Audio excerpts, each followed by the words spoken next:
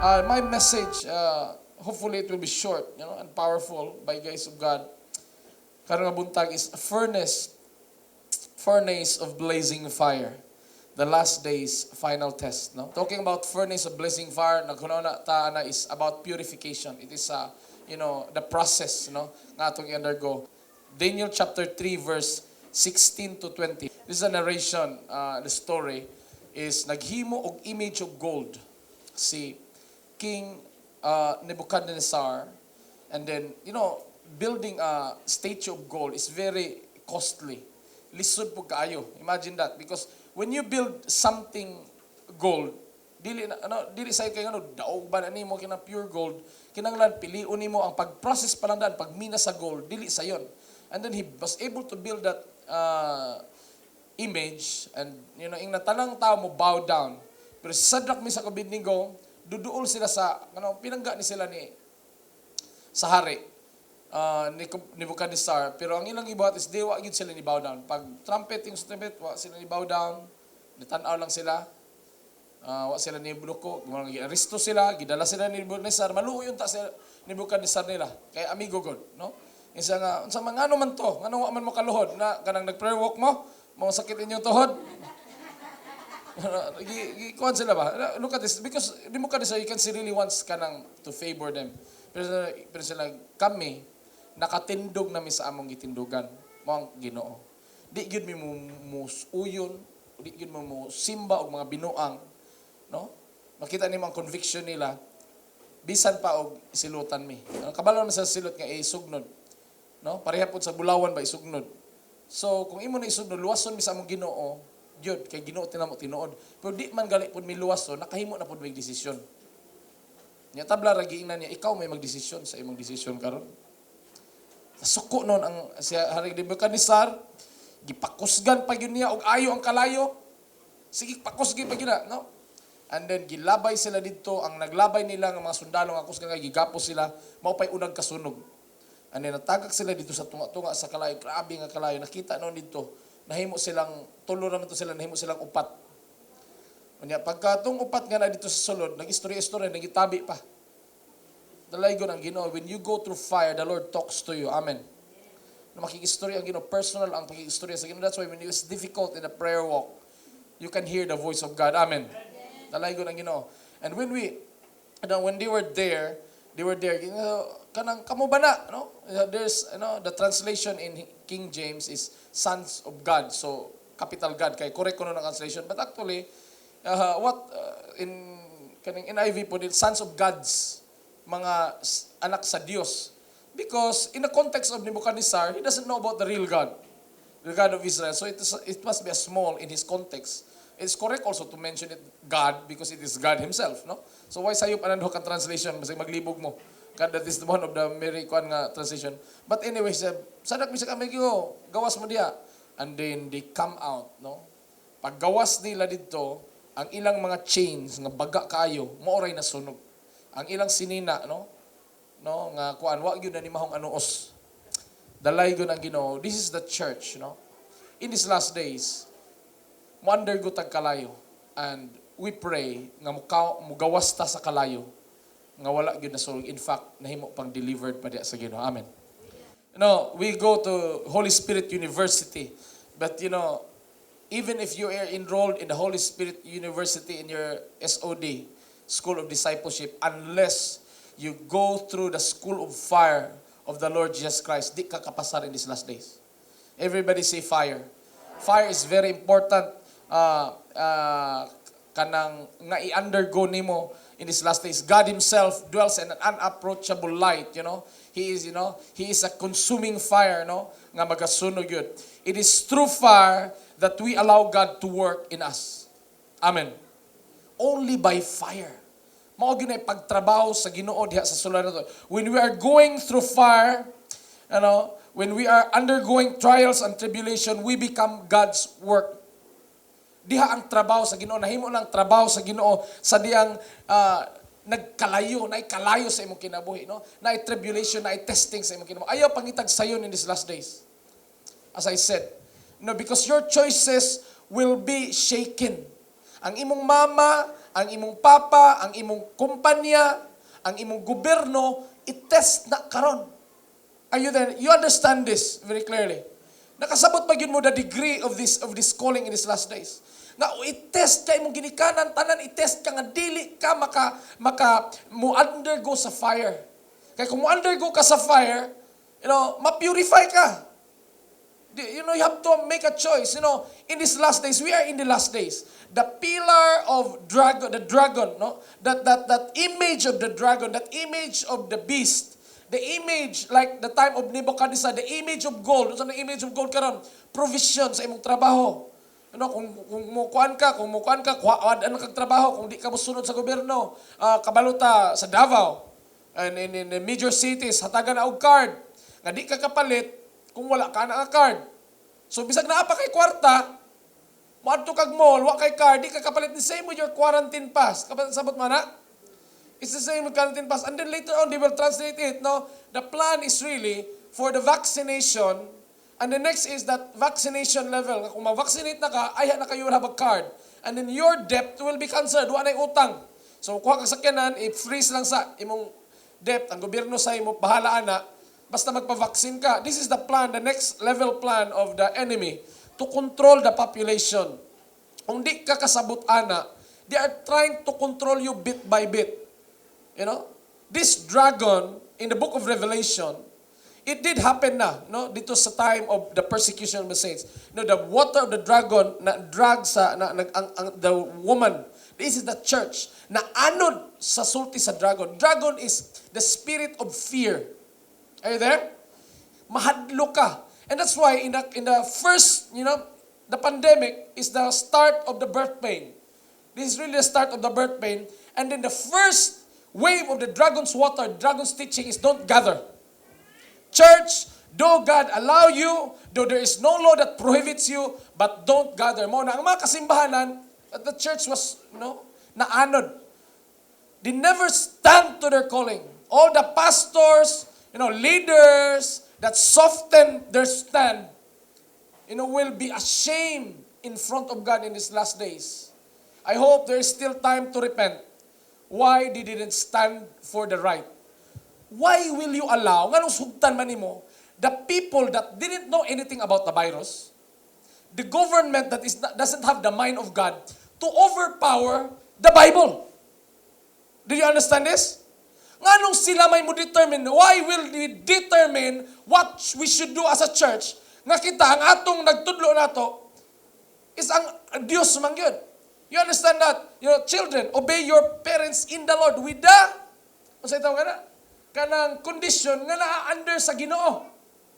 Kung wa sa kababuton sa Ginoo ang imong ginikanan, di ka kinahanglan mo sokol, di ka mo sway against them, but you can disobey your parents or the government in order to obey God. Amen. No, hadlokon mo, your companies, ingnon mo nga, di ni ko, kay tanggalan mo trabaho. Some Christian companies, most Christian companies will compromise. Leaders, head, president, or sa nga sa mga company, didn't have the mind of God in these last days. This is the wave of the dragon. That's why akong stand as a pastor. Di mo magpahadlok. When you do the ministry, kung mga ng prayer meeting, mula ka mo mag-prayer walk mo. If you do evangelism, there is nothing that stops you. There is no law in the land. If you worship God, if you gather together in worship, there is no prohibition. Amen. The only thing they can do is to arrest you. And when you are arrested, that is the test niya imong gi-undergo. Kung wa pa ka-aresto padayon. Amen. Kung wa pa ka-aresto padayon, kung gingnan ka nga, ayaw lang kalakaw diha. No, kung nakita, manila ba? Ang word of God o ang suggestion sa medical science, sa mga doktor nga nanghadlok pod, with the spirit of dragon with them, to the leaders of your organization, kinsa man ay magbuot, ang pulong ba sa Ginoo sila? Okay, reason ko nung eksakto be. It should be the word of God, the voice of truth. Amen. And that's why dili ta mo compromise. We don't compromise with the world. Yang ilarang mahimo is they will flag at us, they will make us full. Diha ta sa dalan ilatang hubuan, ilatang batoon, o ilatang prison. And the church didn't see this deception. So blind. I'm so amazed nga di mo tindog ang simbahan in these last days. Even to the kanang bit by bit pabitaw, kanang binuang pabitaw, kanang duwa ra. Like the pandemic. Pag start sa pandemic, ingon nga, ipriso ko no 200,000 kung mag-gather. There's no law. Walay balaod yun nga nagsulti na anak. Ang nagsulti na kung di ka magpa-check, na-bayron nun o na-imprison, pero wag ingon ako mag-gather, wag yun. There is no law, wag yun balaod nga gihimo anak. Later on, in the middle na, they make guidelines. This is guidelines. Just, kuan yun. Hindi ka kitag nga priso pa. But even if they make a law, we have to stand now what is the truth. Amen. Sayang kayo. I do believe mga pastor nga ni gather, nga nailad. Nailad naman yun to. Kung nailad ka, ambot pasabot dito o kasayawa. Because Satan is the father of lie. Amen. Katuwa sila ni ganun, nailad yun. Nailad yun. Nga naibalaod, nga baway balaod. Check the law, kanang kuan yun. Check it, wag yung balaod. Nga di ka pwede mag-gather. And it's so ashamed. Maulaw yun. And I hope nga ni gasto na, and they know that sa the spirit of Delilah, gihuwap-huwapan na nakatulog na ang kusgan kayo ng simbahan, the mega churches, they fell asleep at the lap of, na comfortable lap of Delilah. And dili na makabalik yun. Many churches are closing down. Many ministries are, and they said, it's a move of God, I know, say like that. No? They soften it. My stand, no? Unless di ta nila pang dakpon, di ta mo undang sa atong trabaho. Amen. Kung dakpon man ta nila, asa ta nila dakpon, dito ta magtrabaho sa atong mga ministry. Amen. Na nasa pulo sa Ginoo, kung pandakpon mo, makatindog na noon mo sa mga courts. Amen. Dito na mas mga husgado din the court, bitaw, no? And then the governors and the congressmen, that is the time that we stand before kings. Amen. We talk about I think we have to review this kanang bitaw atong gitawag og 7-horn anointing. How to get there. This is the formula how to get there. Dalaygon ang mimayon nga Dios nga moabot ka diha. No, in these last days, lahi ang standard sa Ginoo. God has the duty of refining us like gold from raw materials to the final product. Ang Ginoo kalayuhan ta no, dauban ta. Kanang furnace, di na siya lungagan. Ang kanang furnace na ni hangin nga nagbos, grabe na murag acetilina, nga mumuot-ot na siya og mga impure nga mga butang, no? And the school of fire sa Ginoo in His last days, is there. Naa nang mga time nga muot-ot sa imong pagkaunod nun. The word of the power of God that burns, the fleshly desires sa atong mga kinabuhi. Mao na siya kalayo. That's the fire nga atong gipaabot nga gamiton sa Ginoo sa atong kinabuhi. Look at these two kuan nga nitindog sila. Gilabay sila sa kalayo. You don't know, kabantay mo why? Why nga nang wala man sila nasunog? Everybody, sige. Nga nang wala man sila nasunog? Because when they were put in a fire, they are like the statue of gold. They are pure. Pure gold ang ilang pagtuo. Pure gold ang ilang stand. Bisag unsaon kag sunog, why maututi mo only the chains. Amen.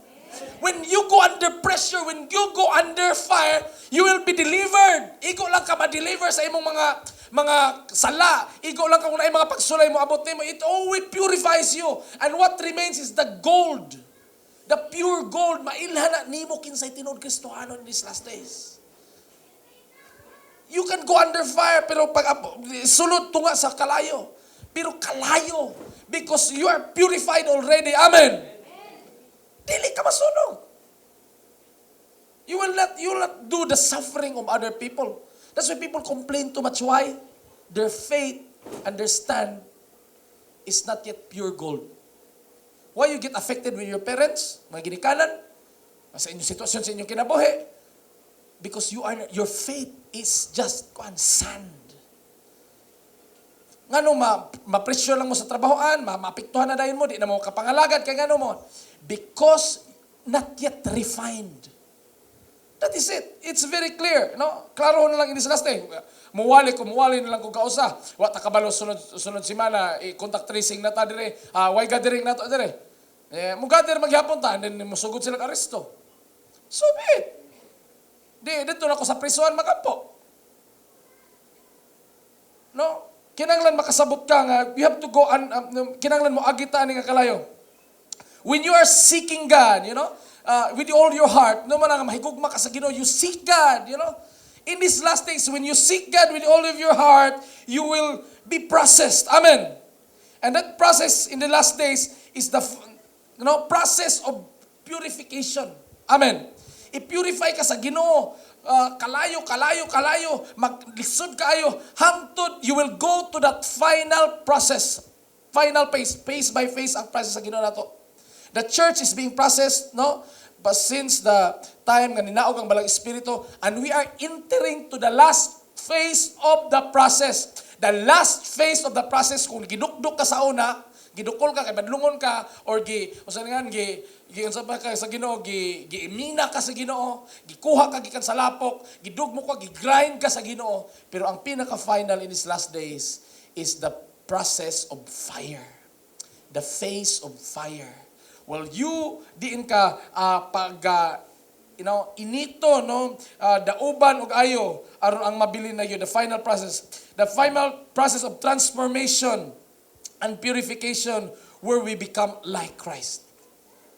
Are you like Christ? Do you desire God? Do you want to be like Christ? Then prepare for the final process of purification by fire. Kalayo gyud. Musugot kag sadi mailhan ka kung tingga ra ka karon or bato ra ka or kung bulawan ba gyud ka kung maadto na ka. Everybody will look like gold. The color is gold, look like a 24 karat gold, pero only by fire, only by tribulation and persecution, nga didto gyud mailhan kung kinsa gyud ka tinuod, ug ang mabilin ba gyud iya ba gyud sa Ginoo. Without going through fire, your experience will be temporary. Only by that you will draw closer to God without going through that fire of purification and transformation. The process is temporary only. Nakristohanon ka, nakadiin ka, without going through fire, testing, and persecution, and difficulties, you are just, wa pa kakaabot sa point. Pero kung musugod na ang mga purification, musugod na ang testing, and then you stand with your faith sa Ginoo, sa imong commitment sa Ginoo, then you know that the gold, ang pure good mo ay nabili nimo. That's why kung nakabig mo kay na leader is very good to you, or nikuyog mo kay nakakaon, or bibo kay ang picture sa Facebook, pagkanto ninyo sa prayer walk kanang kuan kayo, malipayon kayo ta. It is good, but it will only be temporary. Kay aircon man gud atong kuan ri gininot ni pastor, so mas hindi gid kay unsay atong kay so far we try to kanang as comfortable as we can. If it does that only the standard, it is not, nga naman, ang magnimba na mga Kristiyano sa mga langob, karon ng lahat na ta, kay mo reklamo na sila, magtago-tago na, pang siradaan na to, nga di makadungog sa palibot. It would be difficult, no? That's why kung di kakakaya, atras na lang. Don't invest in something nga di wa ka sa unahan. Kaya si pastor ko gusto maglibre, si leader gusto maglibre, nya kanang kuno tagan kung ani na pa. If that is all, wala na, di ay na lang kapadayon. Pero if you want to be purified, you want to be like gold, nga until dito sa kalayo, buo paghapon ka, tindog sa imong pagtuo sa Ginoo. Amen. Dalaygon ang mahimiyaon nga Dios, People fall because of lack of purification process. Daghan yung kain nga tagak. Nga naman, why purification? Only the good things, nga gi-offer sa Ginoo. Yes, God give you, maayong kinabuhi nga saad sa Ginoo, labi na dito sa langit, and then sa panalangin, sa kalibutan og kalipay. Nay kalipay sa sulod. We that are purified have joy deep inside. Nga di matandog nga joy, pero the process is hammering, harvesting, and fire.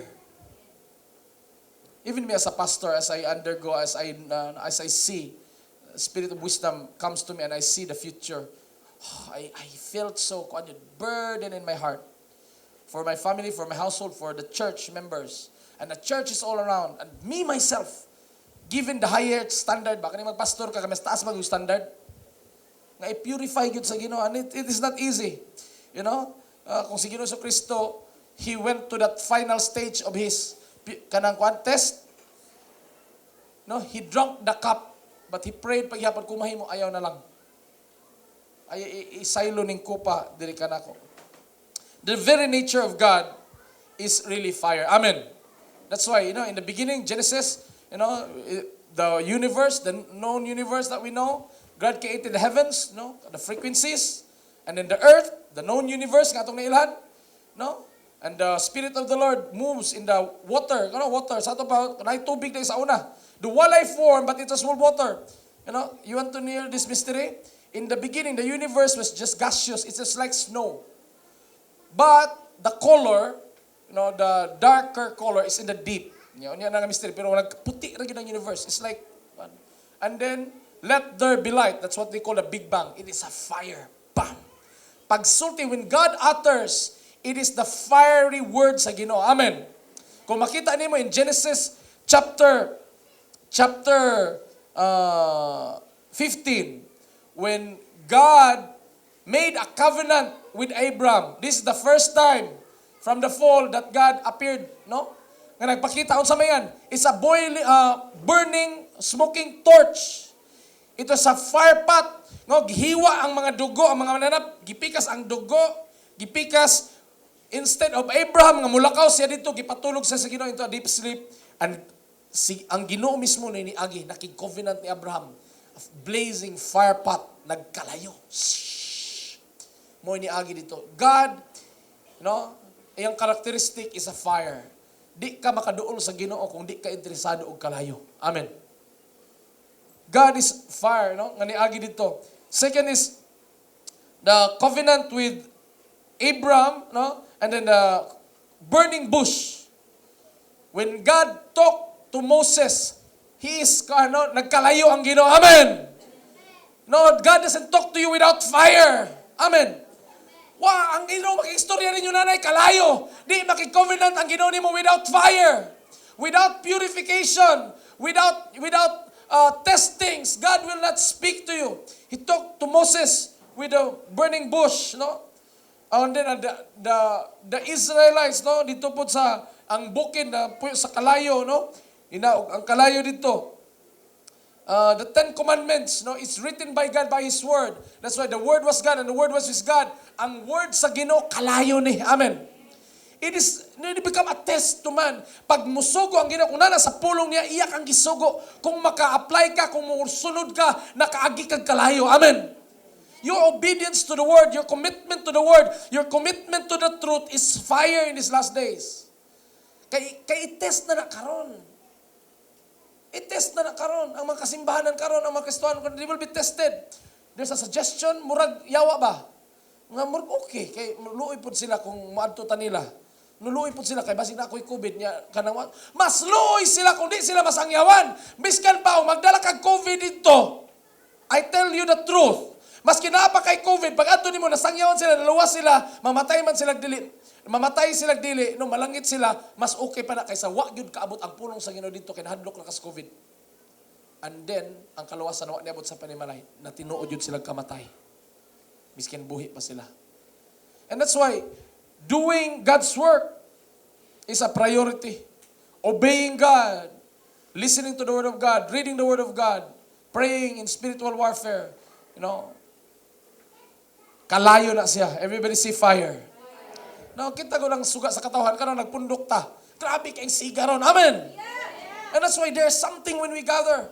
And dili na to na stop unless they stop us physically. Unless they stop us physically. No. Kung mag-briniter pag ko, katulad pag ingon na wa na gadin hayay po si Pastor John. Di ba? Hayay na Pastor John, wala ko daghang problema. Kay gipangdakop na mo ako po kung ako'y dakpon po wa po ko'y problema kaya lang magproblema pa ko ninyo. Hindi makuha naman ko'y mahimo. So, dili na issue para nato. Ilan ang issue? They have to decide by themselves. Tanawa mi namin sa kamatuoran. Kung inyo may pugnan, kamo'y magdesisyon. They have to make decision. Mabita itong giingon nga, dakpon ko nung minute sa Israel ko. Dak, unsa man, ariston ko ninyo? Then, may gali kay nagka-main pa sa, di papod. Di papod ko, no? You have to make choice. Ang ako'y magpili human ako nakadesisyon. I already made my choice to follow God, to do the work of God, in season and out of season, in the place they want me and in the place they don't want me. I made a choice already. They have to make a choice. It is no choice for me. Sa pagsunod sa Ginoo. Dalay ko ng mga, pero grasya na sa Ginoo. It is the things that you undergo sa Ginoo. Why it become permanent? Because na ikalayo ni agi na kaugkalayo ni agi na kakalisdanan niya sa Ginoo. Amen. Whoever goes too far goes to God's process of purification and transformation until the final product, no? Which is irreversible. Everybody say irreversible. Lahi ni kung when you go to your own will, okay, nice things, panalangin. Lord, thank you for this part that so much blessing niabot ko sa pangalagad. And then that is not irreversible. It is still reversible. Why? Naapay mga naghingapin diha, no? Ako simbalan ko kay naigwapa dito simbahan. Simbalan ko kay gwapo kay nas Pastor John, lami kay na siya mo. If that is your standard, kay Irkon or kuan, that is your standard. Kay naapay kuan ng nani. Kung maura na standard nimo, reversible pa ka. If you get caught by all the good things, external good things, you are still reversible. O malagad pa ko sa Ginoo kay ngano ni dako akong sweldo kauman jud akong divine appointment. If mao pa na imong standard, you are still reversible. Amen. Pero pag sa alagad nimo sa Ginoo kauman di ba na football ay kas trabaho. Giaway na kasi mong ginikanan. Ino na kay di kay lubong sa menteryo. Una ni simba pag gihapon ka, nalay ko na Ginoo irreversible na. No, the church has to wake up. Maayo nga patag-atag panalangin, but that's reversible. Everybody say reversible. But when you undergo difficulties, it's irreversible. Ang imong kambyada, no kanang sakyanan nato, kambyag kwarta, segunda o tercer, kwarta na among nabutang sakyanan no, og napay reverse. Dapat tanggalan ang reverse. Ang imong kambyada wa na reverse. Amen. Nagkuba na imong reverse kay ngano nasunog na. Dalaygo ng mahimiyaon nga Dios, no? You have to understand the church has to have deeper understanding about this. The Ten Commandments. Ang kanang Ten Commandments is, written by God by His hand. Spoken by His word in Exodus chapter 3 verse 18. Iyang gisulti, ang iyang word is fire. Ang iyang hand nagsulat. He spoke and wrote it by His own hand. Ni marka na kanang iyang pulong, the Bible itself is the fire that we need in these last days. Dapat di ka magpapugong sa pagbasa sa pulong sa Ginoo. Amen. O di ka magpapugong sa pag-ubay sa pulong sa Ginoo. Kaya nga mauni siya ang pinaka musunog yun, maugin mo sunog, mo purify yun nimo totally. The Lord Jesus Christ Himself also is the fire. Amen. Now, in these last days, we are in the midnight, in these last days. No? Nga ang kalayo of the pillar of fire, ang like the Exodus, the Exodus, before they go to the promised land. Amen. Before they go to the promised land, there's a pillar of fire by night. When you talk about night, that talks about the last days. Amen. When you talk about midnight, mo ni katapusang mga adlaw, and then kana nga fire na anak karon. We are in the time of Exodus. Amen. The church has just start in the birth pain na alata karon sa Exodus. Nga mo exit na taani nga kalibutan. Amen. And if you will not be purified with fire, unsa ni paguna-una nga makaapil ka sa rapture? It doesn't work like that. Kinanglan mo undergo through the fire. The pillar of fire in these last days is the pillar of righteousness. It is the Lord Jesus Christ. It is the preaching of the gospel. Mo nga bang preach na to sa gospel, dapat wagyoy balaod nga mo kuana na. That is the test. That is the ultimate test when you share the word of God. When you preach the word of God. When you preach the word of God personally, house to house, online. That is the test. Fire, ano man, maunay pugan sa yawa. First, they put, the Bible is not true. We come from monkey. Second is, okay, kay we come from monkey, pwede patyo na ang mga bata. We're just like monkeys. No? We can just abortion. And then there's no right of kanang sex. So okay na. Anything we want, we can do it. Manang nanay mga bayot o tumboy, magminyo. No? And then later, their problem is why people still talk about God. You should not talk about God. This is the next step. You should not talk about God. Not just this is the prophetic, yun, kanang mas karon, is the prophetic stoppage of Satan nga di na musulti sa gospel of the kingdom in these last days. This is the ultimate test nga naman. It will be in the law later on. Nga bawal na kamuwali. Bawal na kamusulti sa pulong sa Ginoo. Kung muhisgot na, prisuho na ka. It will be like that in the US. Ikaw karon, Kristohanon ka, you will be tested. Mo nga this time nga libre pa ang pagsulti sa pulong sa Ginoo. Go through the fire when you speak. Amen. Balag makalayon, balag maglisod nga naman. Opportunity na, aron kay practice na kay kung maabot na di na tayo, bawal na ta nila, at least dako na kang na-invest. Amen. Andi kay dako na kang na-invest is naalan na yung God, di na ka irreversible na ka. Amen. Because ma-reversible pa mo niya. Lisod kayo. Di ka kasulti sa pulong sa Ginoo. Kay wa pa, kanang usa kay kuyog-kuyog magugko ni leader, no? This is the Exodus karon nato. Amen. Gamay na lang ang panahon nga nabilin sa church. And then rapture na. We will have that Exodus to the promised land. Amen. To the new heaven and new earth. No, ikot apat tayo the clouds, the temporary realm. No? You'll have vacation. Kadali. That's why di na kinahanglan mo bakasyon yun. No? Di na yun necessary. Di ko yung di pwede. Pero di na necessary nga naman. You will have a very nice vacation and then the new heaven and new earth. Ilugo na sa Ginoo after the great wrath of God. Dugmo ko niyang kalibutan. Mubalik na tayo sa kalibutan. Muling ko tauban pero di ta kauban kung di ta mo undergo og kalayo. Like Shadrach, Meshach, and Abednego. Tulo nga nitindog. Talking about deliverance karong tayo, the deliverance that we have is very good. We undergo the fire of truth. Because the truth about sin and repentance is fire. Amen. Pero the true deliverance in these last days will be about the testing, the difficulty in preaching the word of God. If you want to be delivered totally, preach the word of God in difficult times. In season and out of season. That is the deliverance. Kung tinga ka mo ko na deliver because you're not speaking. Nobody throws stones at you. Nobody rejects you. That's why you cannot be delivered. Sin is creeping in your mind, in your heart. You didn't undergo kalayo. Sa pamandi ay? This fire of service, mga kanang yung kids ministry, nga pangabugon mo, mahutdan mo kwarta para snack, kung ano mo ipliti pa nung uli. No? Pangyamiran mo, masuko inyong mga gidikanan ninyo, mo yung mga tulog, no, ang imong module na late.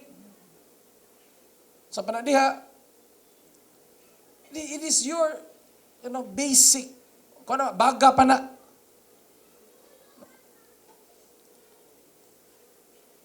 But people, will reject you. Di na mo tagagbalo, di na mo kanan. Then is you still have to go, no? Kada mga kuan, ang imong trabaho will be conflict. Getting money is conflicting now with the truth. In his last days. The Lord will provide. He can create. He will allow ravens to feed you. Amen. Di ka makulangan. I-try sa kalibutan na handlok. No, He will provide you when you're hungry in that tree like Elijah. No, na anghel mo para pagkaon. You multiply bread. No, you pour out oil to the jar. Hindi ma-empty. Ingon ana ang Ginoo. Ang Ginoo mag-provide. Dili ka mahadlok. Ayaw ka hadlok. He will be with you until the ends of the ages. Amen. Di tabihan sa Ginoo. We undergo through fire. And the Holy Spirit Himself is fire. Amen. He first appeared, no? Ang Ginoo, ang iyang spiritual tongue, iyang gipanaog, kunya iyang gimultiply. Through the Holy Spirit. Aron ikaw magkalayo ka. That's why, we really practice. Kana house worship ninyo, i-extend na nga makapractice ka og preach because you have to desire prophecy. Among all the gifts, is the prophecy ka ninyo makawalig yung ka. Mao gyud na imong gipangita nga makawali ka, makasulti ka sa pulong sa Ginoo. Kay that is the very important kanang ilhanan in these last days, that fire of your tongue. Amen. And the Holy Spirit is interested to fire you up, that He anoints you with oil. Amen. Oil is, di lang oil is iprito na, di na iluto. Ang oil sa unang panahon, i-fuel na. Amen. You have the fuel of the Holy Spirit, nga naay palang Espiritu. Kanunay ka makay, di ka mapaggan mo sila. Kung mapaggan ka sa mo sila, mundang kag sangyaw in these last days. I don't know. The church, nga wa nagkalayo. This is the bride of Christ. Klaro kayo. Nga why kalayo, why oil? It is not a goodbye. There is no such thing as goodbye, rapture me, no. It is total darkness. It is removal of the Spirit of God. Death will flee from them. Life will flee from them. Revelation, there is no more oil. When you read the Bible, there is no revelation. So much thirst. Uhaw kaya kalibutan. Wa na'y tubig nga mainom. Uhaw kaya kalibutan. Wa na'y revelation kung mo rapture. Kinahanglan makasabot ka that you're in the final phase karon sa atong pagpangalagan. Whether we stand for the truth, or kung kapuyon yung ka, di mo kaya, pagprepara mo kaugalingon for the great wrath, ang kapungot sa Ginoo nga ibubo. Nimo. Full blast. All the bowels, no, of the wrath of God. Let this be a reminder sa matag Kristohanon. Let this be a reminder of the churches. Nga mo tindog yun, dili sa unsay hisgot or sa giuyunan, maskin mga pastors. Kaya nauna yun mga pastors. You don't know that the head of the denomination are meeting already with the one world, even in the Christian world. Very sad in Japan. Grabe na, compromise na yun sila. Daghang mga nasod, compromise na. Europe. Philippines. Bishop na to. Mga bishops. Compromise na dito, nakig-meeting na yun. They think, because they will be offended. We are the Christians, so you should not offend them. Kana espiritus pagkatalawan. No? Why talawan nga malangit? Dili fit. Labi na nga mga leaders, nga dapat ang standard sila ang pinaka. They don't fit. Siging harian sa Ginoo.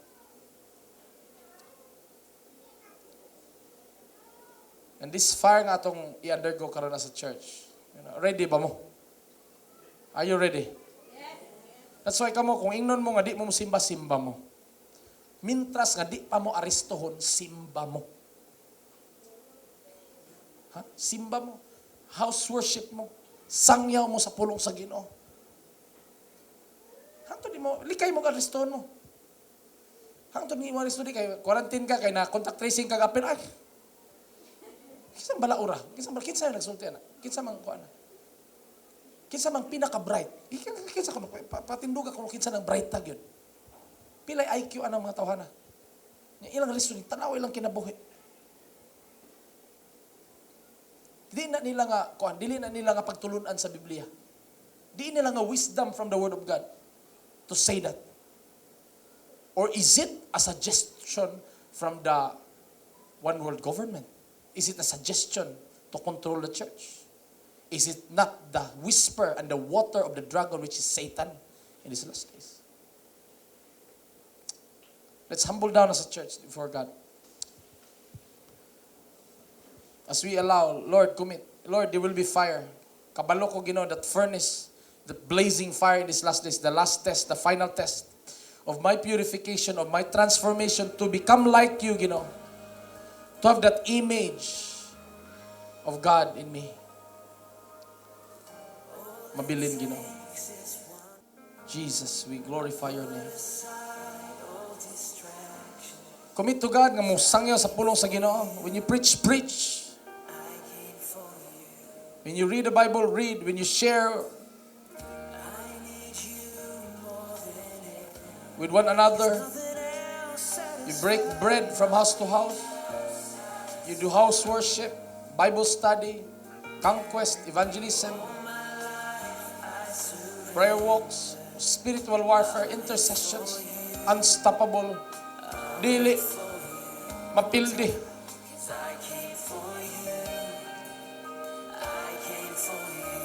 The prisons are waiting for revival. I tell you. Na mga lugar nga na-revive tungkol kay ang mga piniriso. Way laing trabaho mo pag-ampo, na-revive ang mga syudad. So be it, Lord. If you go to courts, if you go to person in authority, the purpose is for you to speak the word of God, to represent as ambassadors of the kingdom. It will be a testimony. Ayaw kaduko sa imong ulo. Stand firm in the Lord. Be gracious, full of love in your heart and eyes para nila. Don't resist with evil against evil. Holy One of Israel. As we undergo, Lord, to that fire, among mga bata, among mga household, among mga disciples, mga kasimbahanan mo, rise up po sila tanan, uban ka namin. Thank you, Jesus, for your message. Yes, Lord, we are here to go through fire of purification, of transformation, to become like you, If that's what it takes, Lord, so be it. Amen. Hallelujah. Maranatha. In this final stage, sa pagsulay, here we are. Dili na mo balibaran, because we have the calling from the throne of heaven. We have our chief commander, which is the Lord Jesus Christ, and he undergo to that severe fire of purification, even to the point of death on the cross. We glorify His name, the Lord Jesus, Yeshua HaMashiach. As you touch, your church in these last days. Thank you, Jesus. We bless your holy name. We love you. This is our prayer in Jesus' name. Amen.